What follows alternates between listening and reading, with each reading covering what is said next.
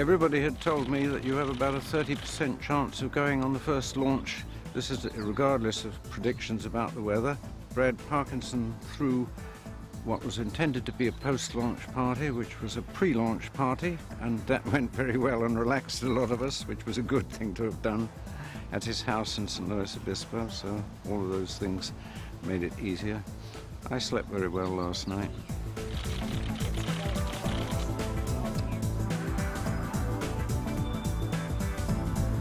Number 3. This is going to be item 5-25-1, or .1 rather.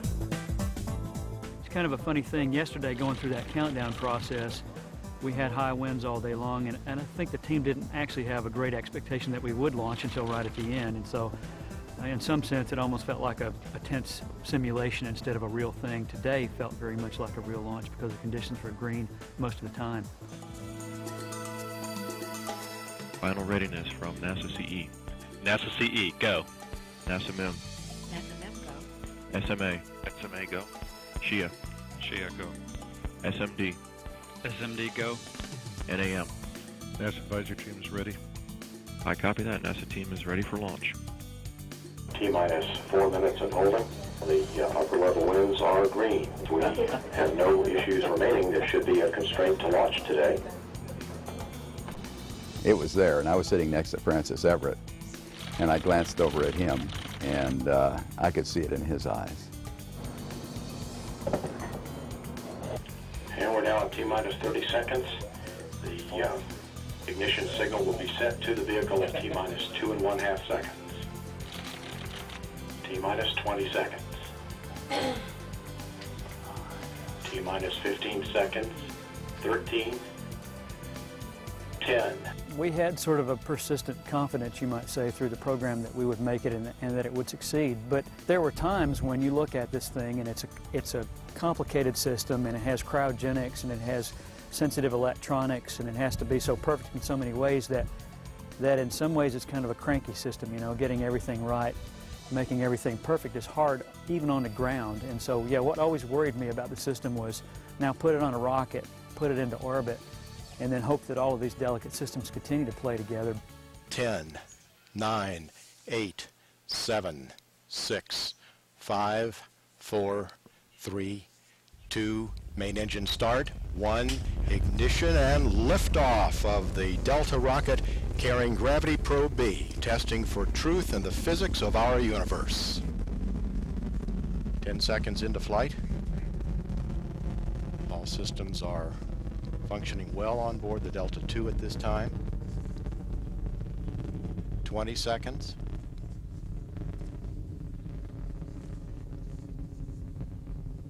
First stage looks good. 30 seconds into the flight. Solid rocket booster performance looks good. We are now through the sound barrier. We are through maximum dynamic pressure.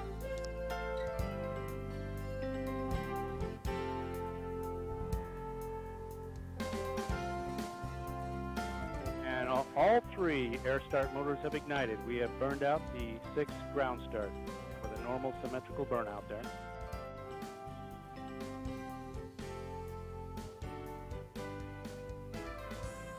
And engine and verniers continue to look good. First stage systems continue to look normal. We're passing T plus 85 seconds into the mission.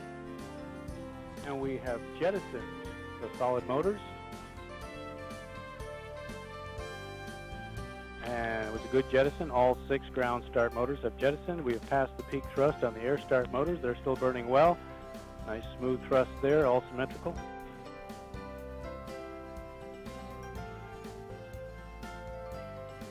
Coming up on T plus 110 seconds.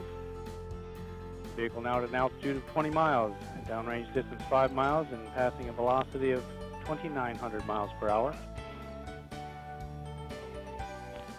We have reached burnout of the air start solid motors, all symmetrical, all looking good there. And jettison. All 3 air start motors have jettisoned. Second stage is up and running. Spring is unlatched and jettisoned. Vehicle is now at an altitude of 81 miles with a downrange distance 410 miles and a velocity of over 12,000 miles per hour. And we're coming up on an altitude of 100 miles, downrange distance 832 miles with a velocity of 13,500 miles per hour. I must say I was more exhilarated by this one than anything I've done before.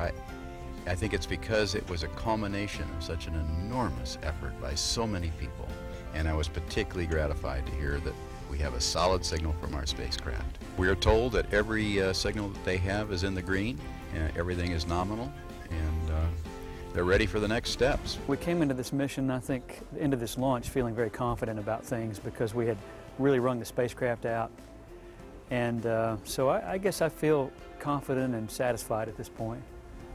I think the main feeling I get is obviously relief, but also an enormous feeling of gratitude to all of my colleagues and also the colleagues at Lockheed Martin and Boeing and NASA Marshall Center and Kennedy. And you know, you start as a physicist who's used to doing an experiment privately in your laboratory, and you end up by being part of this enormous and impressive organization. The hard work is still to go for the spacecraft. We still have to get the data. So the launch is simply our current step. It is not the end of it. And so we have a whole series of steps. We're well rehearsed, and I think we're ready for them, but we have to get through them all. It is an end of the beginning, and it's a journey that we don't know where it's going to end exactly. Where we are is we're about an orbit and a half into it, which is a couple of hours into the mission. And some of the early delicate operations have been completed successfully. We did get a second stage burn-in, got our orbit circularized. We did deploy the solar arrays, got them unfolded correctly, and we could see that on video.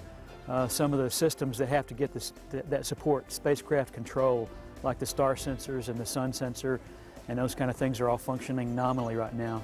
Power is flowing from the solar arrays. There is helium that's flowing through the thrusters now.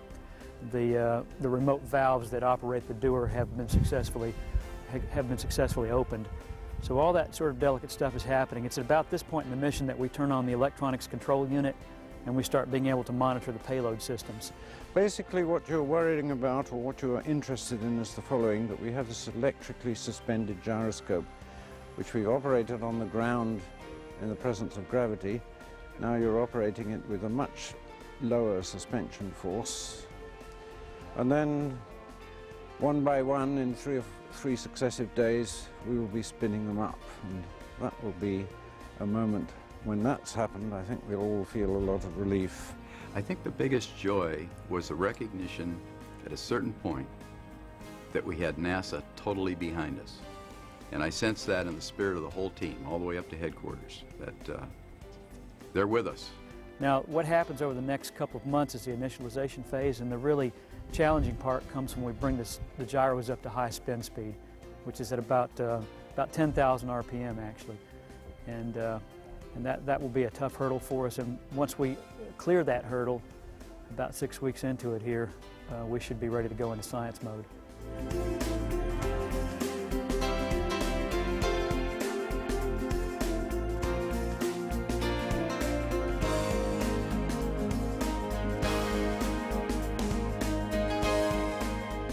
Yeah, I'm very relieved, but you know, very excited at the same time. So it's a great day for us. We only wish they were both here at the launch, but maybe from up there they've been watching us happily. They were very impressive men, and all of us couldn't have been without them.